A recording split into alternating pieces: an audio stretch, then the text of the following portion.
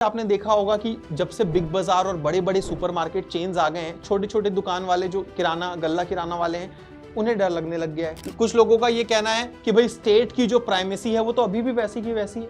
कोई कंपनी आ गई उससे सरकार को थोड़ी ना वो पीछे कर देगी। सरकार तो सरकार है। जो हमें लगता है कि यार अगर हम अफ्रीका के किसी देश में जाएंगे तो कुछ अलग मिलेगा, कनाडा में कुछ अलग मिलेगा, ऑस्ट्रेलिया में कुछ अलग मिलेगा, लेकिन आपको हर देश में वही चीज मिलने लग जाएगी तो आपको क्या लगेगा। हेलो एवरीवन, क्या हाल चाल भाई। माइंड मैप्स की सीरीज कंटिन्यू करते हैं, प्रेजेंटेड ओनली बाय मी राहुल अग्रवाल। और एक और चैप्टर हमारा जो पॉलिटिकल साइंस का बच गया था, ग्लोबलाइजेशन, जो कि लास्ट चैप्टर है बेसिकली, तो वो हम डिस्कस करेंगे आज की हमारी माइंड मैप्स की इस सीरीज में, presented only by me.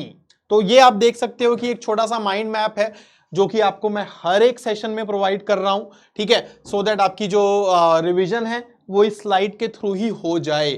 Fine. तो यार देखो, जब भी हम बात करते हैं ना ग्लोबलाइजेशन, वैश्वीकरण,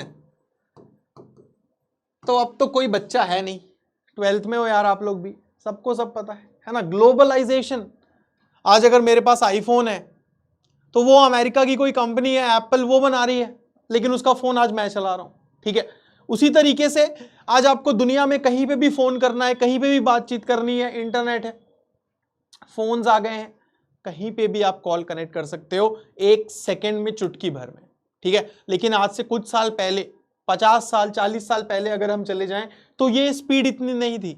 अगर आपको अमेरिका से कोई चीज मंगवानी हो या यहां से अमेरिका भेजनी हो तो बहुत समय लगता था, ठीक है। इंटरनेट की वजह से उन सारी चीजों में कहीं ना कहीं गति आ गई, स्पीड आ गई।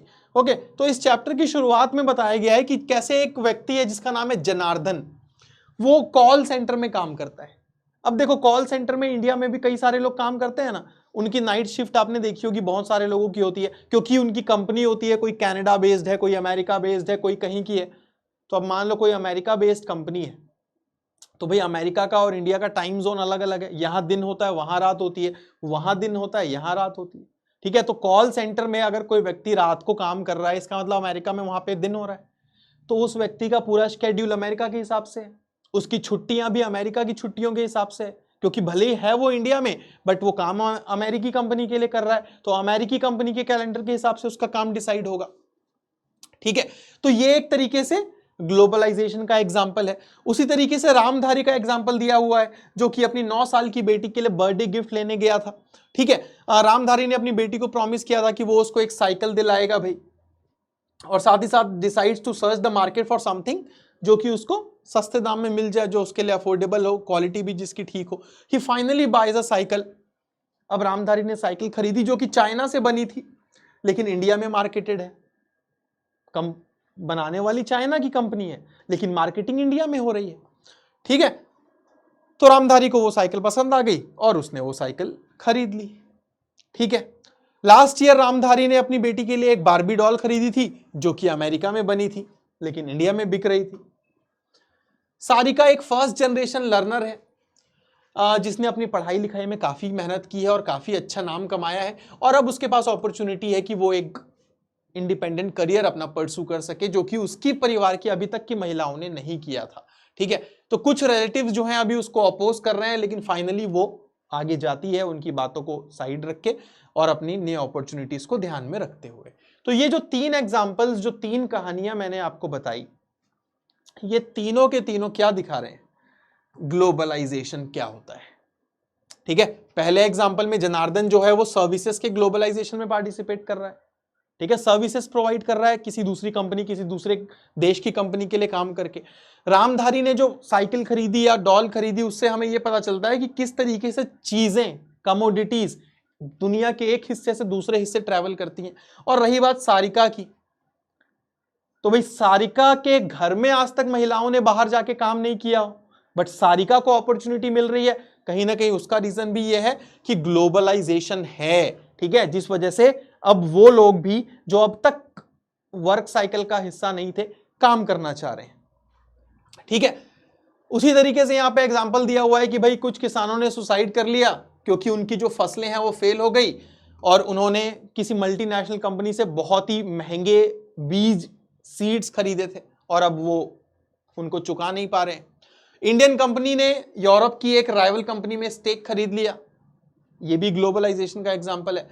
उसी तरीके से आपने देखा होगा कि जब से बिग बाजार और बड़े बड़े सुपरमार्केट चेन्स आ गए हैं, छोटे छोटे दुकान वाले जो किराना गल्ला किराना वाले हैं उन्हें डर लगने लग गया है कि भाई अब बड़े बड़े जो सुपरमार्केट्स हैं वो बहुत अट्रैक्टिव डिस्काउंट्स ऑफर करते हैं, ठीक है, छोटे दुकान वाले नहीं कर पाते, तो इस वजह से उन्हें डर है कि भाई कस्टमर तो उनके पास जाएगा, हमारे पास क्यों आएगा, ठीक है। A film producer in Mumbai was accused of lifting the story. कई बार आपने देखा होगा, अरे यार हॉलीवुड की पिक्चर से कॉपी कर ली स्टोरी, ठीक है। उसी तरीके से आपने देखा होगा बहुत सारे देशों में, तालिबान का एग्जाम्पल ले लूं कि वहां पे भाई तालिबानियों ने घोषणा कर दी कि बच्चियां लड़कियां स्कूल नहीं जाएंगी और घर से बाहर भी निकलेंगी तो पूरा कवर होके निकलेंगी, ठीक है। तो ग्लोबलाइजेशन के एग्जाम्पल्स हैं ये। इन एग्जाम्पल से हमें पता चलता है कि ग्लोबलाइजेशन जरूरी नहीं है हमेशा पॉजिटिव हो, नेगेटिव भी हो सकता है, और कई लोगों को तो लगता है कि नेगेटिव ज्यादा है एज कंपेयर टू पॉजिटिव, ठीक है। तो ये जो एग्जाम्पल्स है ना, ये भी हमें यही दिखाते हैं कि ग्लोबलाइजेशन जो है वो इकोनॉमिक इशू से ही रिलेटेड हो, जरूरी नहीं है, ठीक है। ऐसा जरूरी नहीं है कि इकोनॉमिक इशू से ही रिलेटेड हो, और ऐसा भी जरूरी नहीं है कि हमेशा रिच से पुअर कंट्री ही उसका डायरेक्शन हो, कई बार पुअर से रिच कंट्री भी उसका डायरेक्शन हो सकता है, ठीक है। तो ग्लोबलाइजेशन के कॉन्सेप्ट को अगर हम समझने की कोशिश करें तो ग्लोबलाइजेशन कहीं ना कहीं फ्लो से डील करता है। किस चीज का फ्लो? ये फ्लो हो सकता है आइडियाज का, जो कि एक जगह से दूसरी जगह मूव कर रहे हैं, पैसों का, कैपिटल का, ठीक है, कमोडिटीज का, और साथ ही साथ लोगों का। जब हम, आपने देखा होगा कई सारे लोग अलग अलग देशों से दूसरे देश जाते हैं ताकि उनको ज्यादा अच्छी नौकरी मिले, अच्छी पढ़ाई वो कर सकें, स्टूडेंट्स जा रहे होते हैं विदेशों में पढ़ने के लिए। Okay, so the crucial element is the worldwide interconnectedness that is created and sustained as a consequence of these constant flows. Globalisation एक मल्टी डायमेंशनल कॉन्सेप्ट है, इसके पॉलिटिकल, कल्चरल, इकोनॉमिकल कई सारे अलग अलग कंसिक्वेंसेज हैं और हमको उन्हें अलग अलग करके ही देखना चाहिए, ठीक है। तो आज के इस माइंड मैप के सेशन में जो इस चैप्टर से रिलेटेड इंपॉर्टेंट चीजें हैं वो मैं आपको पढ़ा रहा हूं। जैसा कि मैंने आपको पहले भी कई बार बताया हुआ है कि mind map is a series designed to cover only the important parts in a mind maps fashion, ठीक है। पूरा का पूरा चैप्टर, एक एक पन्ना, एक एक लाइन बाय लाइन के लिए हमने ये डिजाइन नहीं किया है, ठीक है। So it is wrong to assume that globalisation के सिर्फ और सिर्फ इकोनॉमिक डायमेंशंस होते हैं। कई बार कई सारे लोगों को ये मिसकंसेप्शन है, जब भी आप उनको बताओगे ना कि भाई ग्लोबलाइजेशन, तो उनको लगता है अच्छा इसका मतलब कि पैसों से रिलेटेड, इसका मतलब कि कहीं ना कहीं इकोनॉमिक्स आ गई, इकोनॉमी से रिलेटेड, लेकिन ऐसा नहीं है, ठीक है। साथ ही साथ कई लोगों को लगता है कि ग्लोबलाइजेशन यानी कि सिर्फ कल्चरल चेंजेस, ऐसा भी जरूरी नहीं है। The impact of globalisation is very uneven, it affects some societies more than others and some parts of some societies more than others. सीधी सी बात है ना भाई, किसी को ग्लोबलाइजेशन के वजह से फायदा हुआ होगा तो उसको लगेगा ग्लोबलाइजेशन तो कितनी अच्छी चीज है, किसी को उसकी वजह से नुकसान हुआ होगा तो उसको लगेगा कि अरे यार ये तो कितनी बेकार चीज है, ठीक है। It is important to avoid drawing general conclusion without paying sufficient attention to specific context, ठीक है। अलग अलग व्यक्तियों के अलग अलग अनुभव होते हैं, अलग अलग एक्सपीरियंसेस होते हैं, ठीक है। तो जब तक आप उस व्यक्ति का स्पेसिफिक क्या कंटेक्स्ट रहा है उसको नहीं समझोगे, तब तक आपको कोई कंक्लूजन नहीं निकालना चाहिए। Now causes of globalisation, what accounts for globalisation. भाई सीधी सी बात है, आपके मन में आ रहा होगा कि सर ग्लोबलाइजेशन यानी कि आइडिया का एक जगह से दूसरी जगह जाना, पैसों का एक जगह से दूसरी जगह जाना, लोगों का, चीजों का एक जगह से दूसरी जगह जाना। बट इसमें नया क्या है? आपको लग रहा होगा ना कि भाई हम तो हिस्ट्री में पढ़ते आ रहे हैं 1400, 1500, 1200, तब भी इधर से उधर आना जाना होता था, तो इसमें नया क्या है, ठीक है। सो ग्लोबलाइजेशन, अगर हम इन चारों फ्लोस की ही बात करें तो ऐसा नहीं है कि पहली बार हो रहा है, पहले भी होता रहा है। Those who argue that there is something distinct about contemporary globalization point out it is the scale and speed, ठीक है। जब भी आप किसी से पूछोगे कि नया क्या है तो वो आपको एक ही चीज बोलेगा कि भैया 1400, 1500, 1600 में भी इधर उधर होता था, बट क्या इस स्पीड से होता था कि चुटकी बजा के अमेरिका पहुंच गया व्यक्ति? नहीं। तो ये जो स्पीड है, ये जो स्केल है, पहले 10-12 लोग जाते थे, अब तो करोड़ों लोग जा रहे हैं, तो ये नया है, ठीक है, ये नया है। This is the uniqueness. So globalization has a strong historical basis and it is important to view contemporary flows against this backdrop. While globalization is not caused by any single factor, ऐसा नहीं है कि सिर्फ एक कोई single factor responsible है globalisation के लिए, लेकिन टेक्नोलॉजी एक बहुत बड़ा फैक्टर है। इंटरनेट, टेक्नोलॉजी, अगर ये नहीं होता तो आज हम जो भी ये बातें कर रहे हैं, आज मैं आपको पढ़ा रहा हूं, मैं जिस कैमरे में रिकॉर्ड अपनी क्लास कर रहा हूं वो कैमरा किसी विदेशी कंपनी का है, जिस माइक से मेरी आवाज जा रही है वो माइक किसी विदेशी कंपनी की है, क्लास में भारत में ले रहा हूं, जिस जगह मैं रिकॉर्ड कर रहा हूं वो किसी इंडियन कंपनी का है, ये बोर्ड किसी और कंपनी का है, ये पेन किसी और कंपनी का है। तो आप इमेजिन कर रहे हो, यही तो ग्लोबलाइजेशन है। This is what is globalisation, ठीक है। और ये सारी चीजें कैसे पॉसिबल हो पाई? टेक्नोलॉजी। आज इंटरनेट कनेक्शन है, आपके पास भी मेरे पास भी, मेरे पास नहीं होता तो मैं रिकॉर्ड करके भेज नहीं पाता, आपके पास नहीं होता तो आप मेरी क्लास देख नहीं पाते, ठीक है। So there is no doubt कि भाई टेलीग्राफ, टेलीफोन, माइक्रोचिप, इन सब का जो इंटरवेंशन, इन सब का जो इन्वेंशन है, इसने कहीं ना कहीं कम्युनिकेशन को रिवॉल्यूशनाइज कर दिया है। When printing initially came, it led the basis for the creation of nationalism. भाई जब प्रिंटिंग का आविष्कार हुआ तो नेशनलिज्म, एक तरीके से नेशनलिज्म की बाढ़ सी आ गई, अखबार छपने शुरू हो गए, लोग अपनी अपनी जो विचार है, जो सोच है, उसको छपवाना शुरू कर दिया, लोगों तक पहुंचाना शुरू कर दिया, ठीक है। Today we should also expect कि टेक्नोलॉजी जो है will affect the way we think of our personal but also our collective lives. The ability of ideas, capital, commodity and people to move more easily from one part of the world to another has been made possible by technology, ठीक है। हाँ, ये बात अलग है कि भाई जिस स्पीड से आप पैसा, कमोडिटी पहुंचा सकते हो, उस स्पीड से आप खुद नहीं जा सकते, ठीक है। तो that is a different thing. Globalisation does not emerge merely because of the availability of improved communication. अब यहां पे एक चीज और ध्यान रखो कि जस्ट बिकॉज आपका दूसरे देश के व्यक्ति से कम्युनिकेट करना आसान हो गया है, इसी वजह से ग्लोबलाइजेशन जो है आ गया, नहीं। समझो, what is important is for people in different part of the world to recognise this with the rest of the world. आज आप अमेरिका में किसी व्यक्ति से बात कर रहे हो, उसको कोई चीज भेज रहे हो, उसकी कोई चीज ले रहे हो, क्यों? क्योंकि आप उससे कनेक्टेड फील कर रहे हो ना। अगर आप उससे कनेक्टेड फील नहीं करोगे तो थोड़ी ना लोगे। तो जिस तरीके से ग्लोबलाइजेशन की पेस आज इंडिया से अमेरिका, यूरोप और डेवलप्ड देशों में बढ़ी है, क्या इंडिया से अफ्रीका भी उस स्पीड से बढ़ी है? क्या नहीं बढ़ी?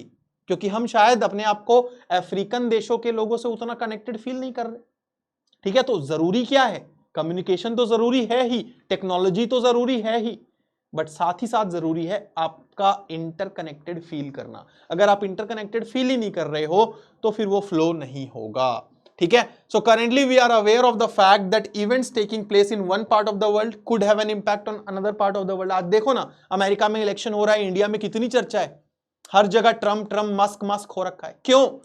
क्योंकि कहीं ना कहीं हमें पता है कि अमेरिका के इलेक्शन इंडिया में भी चीजों को प्रभावित करते हैं। इंडिया का स्टॉक मार्केट प्रभावित हो रहा है, लोगों ने पैसे लगाए हुए हैं भाई स्टॉक मार्केट में। पूरी की पूरी एनालिसिस इस बेस पे हो रही थी कि अगर ट्रंप जीता तो क्या होगा, ट्रंप हार गया, दूसरा कोई जीत गया तो क्या होगा, ठीक है। उसी तरीके से bird flu, tsunami, corona virus किसी एक देश में हुआ लेकिन पूरी दुनिया की चपेट कहीं ना कहीं चपेट में ले गया, ठीक है। तो ये सारी चीजें कोई नेशनल बाउंड्रीज नहीं देखती। Now, one of the debates that has been generated as a consequence of contemporary process of globalization relates to its political impact. Political impact को लेके भी कहीं ना कहीं बहस चल रही होती है।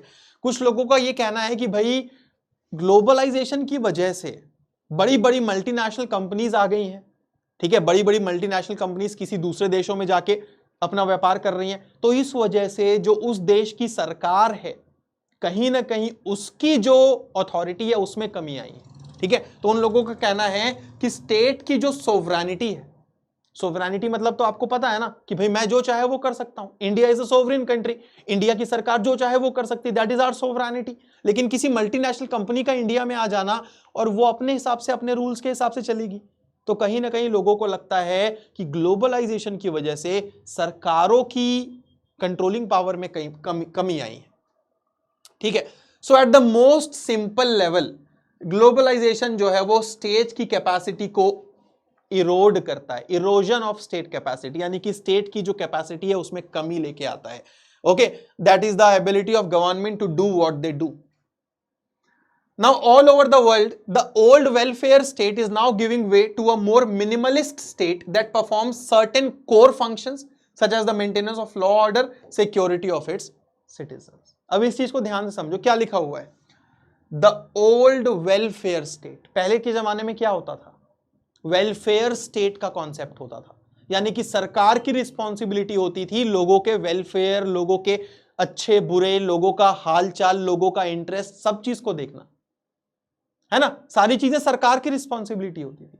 बट धीरे धीरे क्या होता जा रहा है?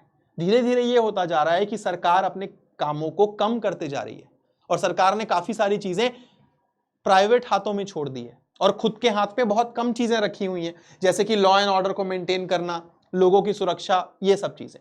और सरकार अपने आप को कम से कम कर रही है, मिनिमलिस्ट होती जा रही है।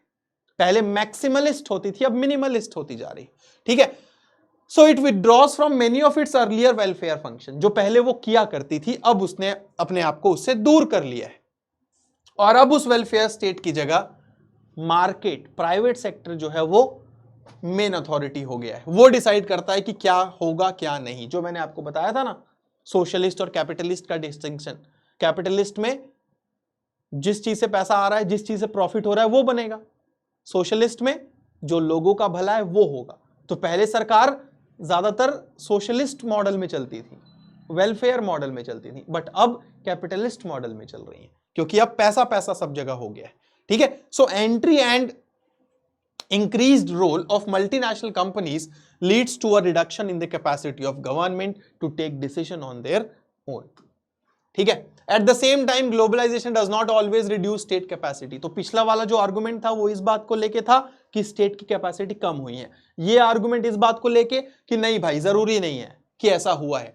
ठीक है, कुछ लोगों का ये कहना है कि भाई स्टेट की जो प्राइमेसी है वो तो अभी भी वैसी की वैसी है, कोई कंपनी आ गई उससे सरकार को थोड़ी ना वो पीछे कर देगी, सरकार तो सरकार है। आज अगर मैं कोई बड़ी कंपनी लेके किसी दूसरे देश में जाता हूं तो मुझे उस देश की सरकार को मैं थोड़ी ना कोई पीछे कर दूंगा, वो तो अभी भी मेरे ऊपर ही रहेगी। ठीक है, so the old jealousies rivalries between countries have not cease to matter in world politics. भाई लोगों का आर्गुमेंट है कि स्टेट की कैपेसिटी कम नहीं हुई है, अभी भी दो चार देशों के बीच में अभी भी आपस की लड़ाई चल रही है, जेलसी चल रही है, वर्ल्ड पॉलिटिक्स में अभी भी कितनी राइवलरीज हैं। तो जब तक वो खत्म नहीं होगी स्टेट की वैल्यू तो रहेगी ही रहेगी। Okay, so state continues to discharge its essential function, जो कि सिक्योरिटी, लॉ एंड ऑर्डर है। और जानबूझ के स्टेट ने अपने आप को कुछ चीजों से अलग कर लिया है जो उसको लगता है कि बाकी दूसरे कर सकते हैं। ठीक है, so states continues to be important. और कुछ लोगों का कहना है कि भाई ग्लोबलाइजेशन जैसी चीजों की वजह से तो स्टेट की कैपेसिटी बढ़ी है, क्योंकि टेक्नोलॉजी आ गई है और अब तो स्टेट हर वो चीज कर सकती है जो पहले वो नहीं कर सकती थी। तो कहीं ना कहीं स्टेट को एक एडवांटेज मिला है बिकॉज ऑफ टेक्नोलॉजी। ठीक है, और स्टेट को कहीं ना कहीं लोगों के अब इंफॉर्मेशन कलेक्ट कर सकती है सिटीजन के बारे में, उस इंफॉर्मेशन के वजह से सिटीजन को क्या चाहिए क्या नहीं वो सब देख सकती है। तो काफी सारी चीजें हैं जो स्टेट कर सकती है because of technology. So state is better able to rule, not less able. Okay, तो ये दो आर्ग्यूमेंट्स हैं। उसी तरीके से अगर हम इकोनॉमिक कंसिक्वेंसेस की बात करें, सो while everything may not be known about the economic facet, this particular dimension shapes a large part of the content and direction of contemporary debates surrounding globalization. A part of the problem has to do with defining economic globalization itself. ठीक है, तो भाई economic globalisation क्या है? Economic globalisation के बारे में हर चीज तो जानना पॉसिबल नहीं है। ठीक है, बिल्कुल नहीं है। इकोनॉमिक ग्लोबलाइजेशन क्या है? तो जब भी हम इकोनॉमिक ग्लोबलाइजेशन की बात करते हैं ना, हमारे दिमाग में आता है वर्ल्ड बैंक, हमारे दिमाग में आता है WTO, हमारे दिमाग में आता है IMF। ठीक है, और उनका क्या रोल चल रहा है भाई? Okay, so globalisation must not be viewed in such narrow terms. Economic globalisation में कई सारे एक्टर्स आते हैं भाई। ठीक है, सिर्फ WTO, IMF, वर्ल्ड बैंक ही नहीं आते, बहुत सारे और भी चीजें आती हैं। A much broader way of understanding requires us to look at the distribution of economic gains, कि भाई किसको ग्लोबलाइजेशन से फायदा हुआ है और किसको नुकसान हुआ है। So what is often called economic globalization involves greater economic flows among different countries of the world. ठीक है, इकोनॉमिक ग्लोबलाइजेशन क्या है? आज दो देशों के बीच में ट्रेड हो रहा है, दैट इज इकोनॉमिक ग्लोबलाइजेशन. ठीक है, हम कहीं से कुछ इंपोर्ट कर रहे हैं, हम कहीं पे कुछ एक्सपोर्ट कर रहे हैं, that is economic globalisation. Okay, so some of this is voluntary and some forced by international institutions and powerful countries. कुछ ट्रेड खुद की मर्जी से होते हैं और कुछ ट्रेड जोर जबरदस्ती से भी करवाए जाते हैं पावरफुल देशों द्वारा. अब जैसे आप देख लो ना, पाकिस्तान की बात कर लेता हूं. पाकिस्तान ने अपने आप को चाइना जैसे देशों के कर्जों तले दबा लिया है, तो चाइना के हिसाब से उसको ट्रेडिंग करनी है, चाइना के हिसाब से चल रहा है वो. उसी तरीके से कई सारे देश हैं जिन्होंने आईएमएफ से, वर्ल्ड बैंक से लोन लिया हुआ है, तो वो उनके हिसाब से चलते हैं. ठीक है, सो जैसा कि हमने शुरू के एग्जांपल में देखा, कमोडिटी, कैपिटल, पीपल, आइडिया, इन चारों का फ्लो होता है. So globalisation has involved greater trade in commodities across the globe. The restrictions imposed by different countries on allowing the imports of other countries have been reduced. ठीक है, अब पहले के मुकाबले अगर आप देखोगे तो पहले कई सारे देश जो हैं बहुत सारी चीजों में रेस्ट्रिक्शन लगा देते थे कि नहीं, हमारे देश में ये अलाउड नहीं होगा, हमारे देश से ये नहीं जाएगा, ये नहीं आएगा. बट अब वो रेस्ट्रिक्शंस जो हैं वो काफी हद तक कम हुए हैं. उसी तरीके से कैपिटल के मूवमेंट में भी रेस्ट्रिक्शंस थी, वो भी कम हुआ है.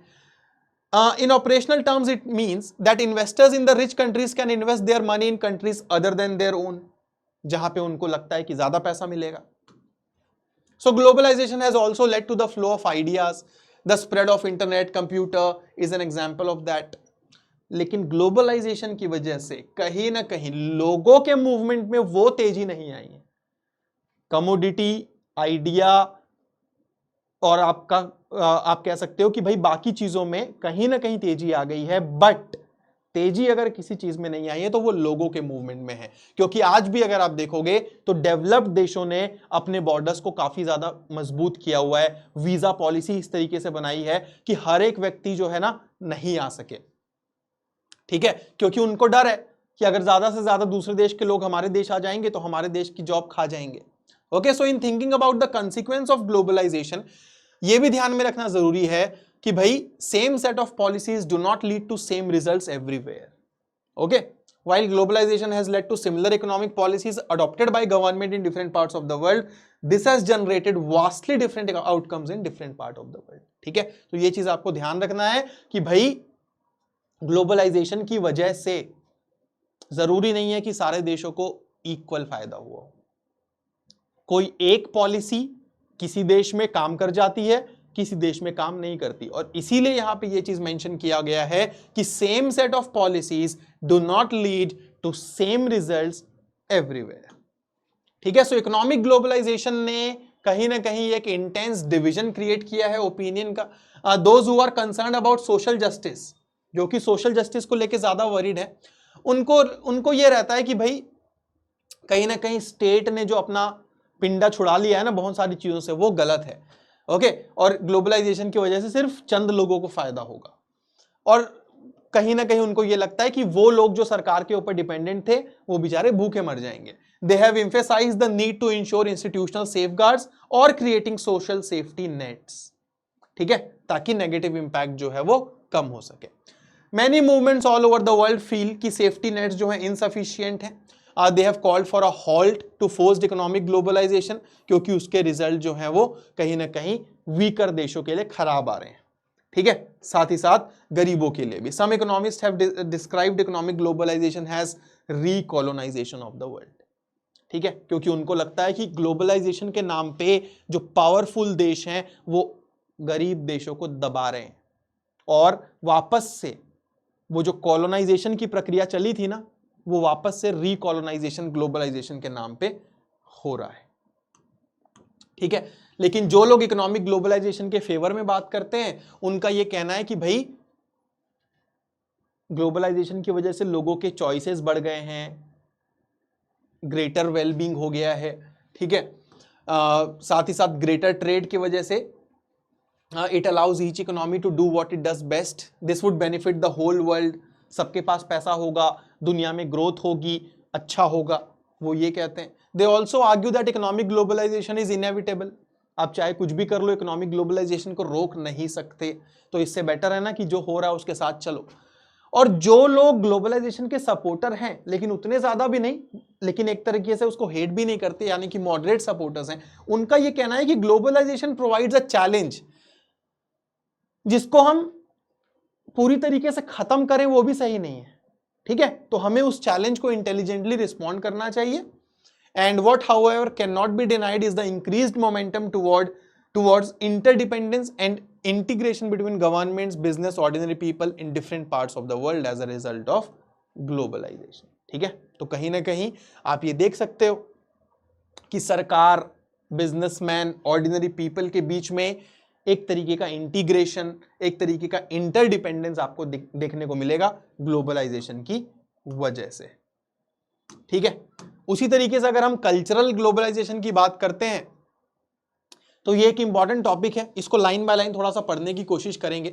The consequences of globalisation are not confined only to the sphere of politics and economy. ठीक है, पॉलिटिक्स, इकोनॉमी, यानी कि पॉलिटिकल और इकोनॉमिक ग्लोबलाइजेशन तो हमने पढ़ लिया। ग्लोबलाइजेशन जो है वो हमें, हम क्या खा रहे हैं, क्या पी रहे हैं, क्या पहन रहे हैं, ओढ़ रहे हैं, हर चीज में अफेक्ट कर रहा है। भाई आज हम मैकडोनल्ड्स में जाते हैं, बर्गर खाते हैं, क्या आज से 20 साल पहले ये था? नहीं था। हमारी फूड चॉइसेस कितनी इंक्रीज हुई हैं, क्या पहले था? नहीं था। तो ये सब ग्लोबलाइजेशन का ही तो नतीजा है। ओके, आज अगर कोई व्यक्ति अपने बच्चे को एमबीए करवाना चाहता है तो वो ग्लोबलाइजेशन का ही तो नतीजा है, क्योंकि उसको पता चला है कहीं से कि भाई एमबीए की डिग्री जो है वो बहुत अच्छी होती है, उससे मेरा बेटा बहुत अच्छा कुछ कर पाएगा और अच्छी कमाई करेगा। ठीक है, so globalisation shapes what we think are our preferences. The cultural effect of globalization leads to the fear that this process poses a threat to the cultures in the world। अब देखो क्या हो गया है ना, कुछ लोगों को यह डर लगता है कि यार अब अगर पूरी दुनिया ही मैकडॉनल्ड्स के बर्गर खाने लग जाएगी तो हर देश का जो अपना यूनिक फूड था वो खत्म हो जाएगा।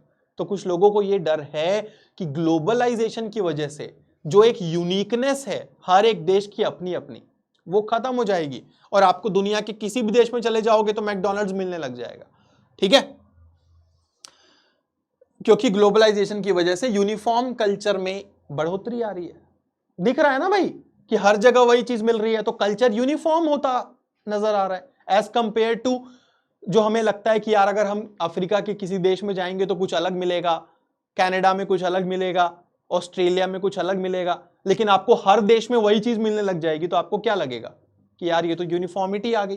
ठीक है, तो इसी को कहा जाता है कल्चरल होमोजिनाइजेशन, कि भैया यूनिफॉर्म कल्चर हो रहा है because of globalisation. So the rise of a uniform culture is not the emergence of a global culture.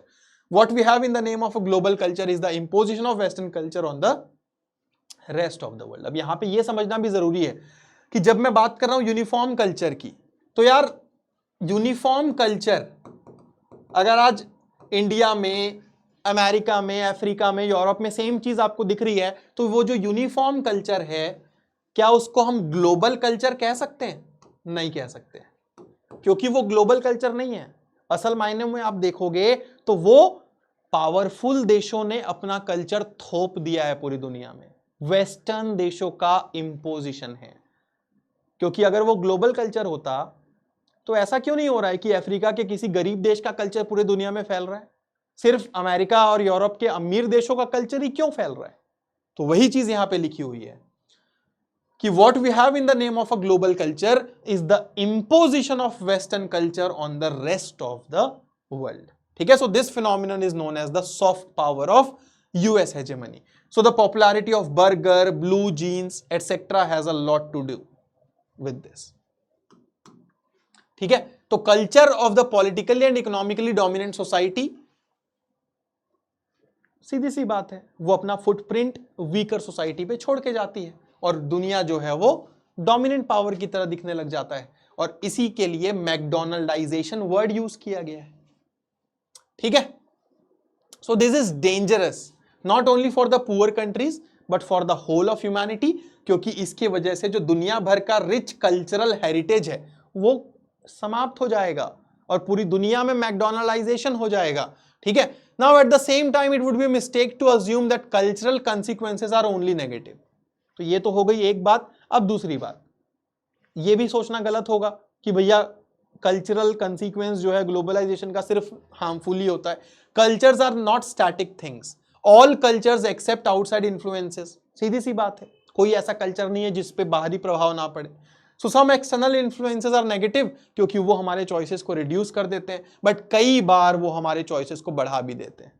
अब जैसे कि मैं बोल रहा हूं कि भाई बर्गर आ गया, पिज्जा आ गया, लेकिन अगर मुझे डोसा खाना है तो बर्गर और पिज्जा थोड़ी ना डोसा को सब्स्टिट्यूट कर देंगे, बल्कि मेरे चॉइसेस बढ़ गए कि अब मैं डोसा की जगह बर्गर पिज्जा भी किसी दिन चाहूं तो खा सकता हूं। ठीक है, तो यहां पे यही समझाने की कोशिश की गई है कि जस्ट बिकॉज अमेरिका का कल्चर आ गया है उससे आपका चॉइस कम नहीं हो गया। आपका जो दाल चावल है वो नहीं छीन रहे, वो उसको थोड़ी रोक रहे हैं। भाई मुझे दाल चावल खाना है तो उसकी जगह बर्गर थोड़ी ना खा लूंगा, मैं तो दाल चावल ही खाऊंगा। तो वही चीज यहां पे बताने की कोशिश की जा रही है। ठीक है, कि ये कोई खास चैलेंज नहीं है जितना कि नेगेटिव लिया जा रहा है, ये तो हमारे फूड चॉइसेस को बढ़ा रहा है। ठीक है, so the outcome of outside influence is a new combination. कि जीन्स के ऊपर मैंने कुर्ता पहन लिया, उसी तरीके से आप आजकल देख सकते हो कि भाई पिज्जा, वेजिटेबल पिज्जा आ गया, तो बाहर और हमारा घर का फ्यूजन हो गया। ठीक है, तो ये सारी चीजें हैं। और cultural homogenisation is an aspect of globalisation. The same process also generates precisely the opposite effect, जिसकी वजह से हर कल्चर जो है वो डिफरेंट नजर आने लगता है, जिससे हम कल्चरल हेट्रोजेनाइजेशन कहते हैं। तो यही दो इंपॉर्टेंट टॉपिक थे इस कॉन्सेप्ट में। ठीक है, देन उसके बाद इंडिया और ग्लोबलाइजेशन की बात अगर मैं करूं तो आपको पता ही है कि भाई काफी सालों तक भारत जो है वो अंग्रेजों का गुलाम था। अंग्रेज क्या करते थे, इंडिया से रॉ मटेरियल इंग्लैंड भेजते थे, उन्हीं रॉ मटेरियल से फिनिश्ड चीजें मंगा के इंडिया में ही बेच देते थे। ठीक है, आजादी के बाद कई साल तक इंडिया ने अपने दरवाजे बंद रखे, इंपोर्ट एक्सपोर्ट सब बंद रखा, एंड देन फाइनली 90s में जब एलपीजी रिफॉर्म्स आए तब हमने हमारे बॉर्डर्स को ओपन किया। ठीक है, सो 1991 में फाइनेंशियल क्राइसिस से रिस्पॉन्ड करते हुए और साथ ही साथ इंडिया की डिजायर थी कि हमारी ग्रोथ रेट हायर हो, हमने जो है वो इकोनॉमिक रिफॉर्म्स के प्रोग्राम को शुरू किया और कहीं ना कहीं हमने कई सारे सेक्टर्स को डीरेगुलेट करना स्टार्ट किया। ठीक है,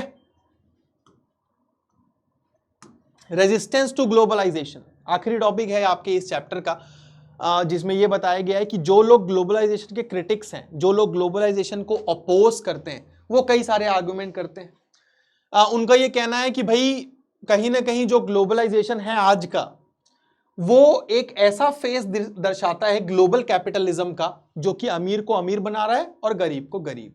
ठीक है, साथ ही साथ स्टेट की कैपेसिटी भी वीक हो रही है। ठीक है, जिसकी वजह से सरकार अपने देश के गरीबों की रक्षा नहीं कर पा रही है। ओके, उसी तरीके से कुछ लोगों का यह कहना है कि भाई ग्लोबलाइजेशन की वजह से जो हमारा अपना कल्चर है वो तबाह हो रहा है। कई बार कहते हैं ना, ये फोन आ गए और इतना सब कुछ आ गया जिसकी वजह से लोग अपने संस्कार भूलते जा रहे हैं। तो ये सारी चीजें हैं। पॉलिटिकल टर्म्स में भी स्टेट की जो वीकनिंग है उसको लेके काफी ज्यादा डर है, फियर का माहौल है। And economically they want a return to the self reliance and protectionism. और इस वजह से आप देख रहे हो आजकल कई सारे देशों में ये चीज आ गई है कि भाई हमारा कल्चर प्रोटेक्ट करके रखो, ज्यादा से ज्यादा लोगों को अपने देश में आने मत दो, बॉर्डर्स को क्लोज रखो, ये वो। तो ये सब ग्लोबलाइजेशन के रेजिस्टेंस का ही नतीजा है। ठीक है, दे आर वरिड कि ट्रेडिशनल कल्चर जो है वो हार्म हो जाएगा और लोग जो है अपने सालों की वैल्यू संस्कार को भूल जाएंगे, एटसेट्रा एटसेट्रा। ठीक है, so many anti globalisation movements are not oppose to the idea of globalisation as they are oppose to the specific programme of globalisation, जो कि उनको लगता है कि खत्म होना चाहिए। ठीक है, 1999 में WTO की जो मिनिस्टीरियल मीटिंग हुई थी, वहां पे भी सिएटल में कई सारे प्रोटेस्ट हुए थे, जिसमें कि अनफेयर ट्रेडिंग प्रैक्टिसेस को उसका विद्रोह किया गया था। और उसमें यह बोला गया था कि भाई डेवलपिंग देशों के इंटरेस्ट को ध्यान में नहीं रखा जा रहा, खाली डेवलप्ड देशों के इंटरेस्ट को ध्यान में रखा जा रहा है। ठीक है, वर्ल्ड सोशल फोरम एक ऐसा ग्लोबल प्लेटफॉर्म है जो कई सारे ऐसे कोलिशन को साथ में लेके आता है, जिसमें कि ह्यूमन राइट एक्टिविस्ट्स हैं, इन्वायरमेंटलिस्ट्स हैं, लेबर है, यूथ है, वुमेन है, जो कि ग्लोबलाइजेशन के खिलाफ बात कर रहे हैं। ठीक है, the first WSF meeting was organised in Porto Alegre, Brazil 2001 में। चौथी जो है वो 2004 मुंबई में हुई, लेटेस्ट 2018 ब्राजील में हुई। ठीक है, और अगर हम इंडिया और ग्लोबलाइजेशन के रेजिस्टेंस की बात कर लें तो कहीं ना कहीं सोशल मूवमेंट्स जो है उन्होंने काफी बड़ा रोल प्ले किया है in helping people make sense of the world around them and finding ways to deal with what matters and basically क्या मैटर्स जो है उनको ट्रबल कर रहे हैं। तो इंडिया में अगर हम रेजिस्टेंस की बात करते हैं तो कई अलग अलग जगह से आपको देखने को मिलेंगे। There have been left wing protest जो कि इकोनॉमिक लिबरलाइजेशन के खिलाफ बातें कर रहे हैं।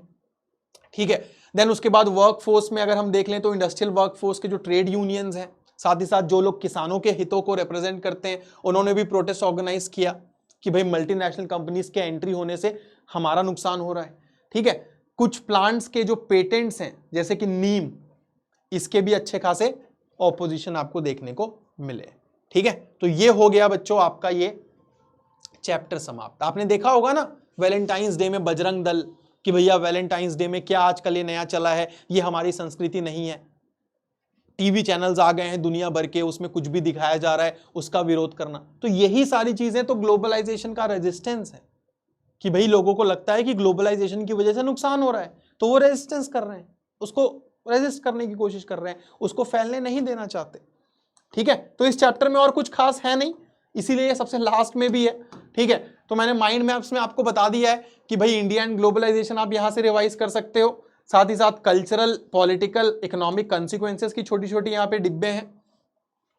ओके, तो इसके साथ हमारा माइंड मैप्स का सफर इस बार खत्म होता है। बाकी डिटेल सेशंस में मैं आपको पेड बैचेस में मिलूंगा, तो मिलता रहूंगा आप सभी से। अपना प्यार बरकरार रखें, कमेंट सेक्शन में बताएं कैसा लगा आपको आज का सेशन।